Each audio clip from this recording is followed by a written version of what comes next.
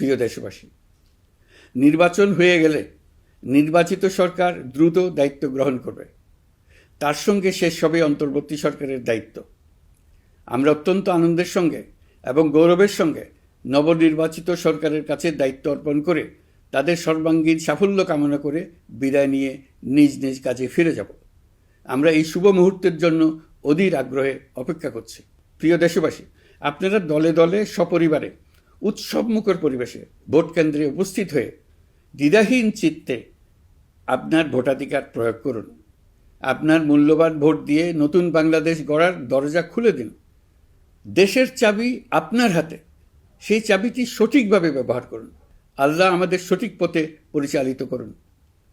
এবারের ভোটের দিন হোক নতুন বাংলাদেশের জন্মদিন। আল্লাহ আমাদের তৌফিক দেন। প্রিয় দেশবাসী, আসুন উৎসবমুখর নির্বাচন বাস্তবে রূপায়িত করে এই দিনটিকে ইতিহাসের স্মরণীয় দিন হিসেবে প্রতিষ্ঠিত করে রাখি।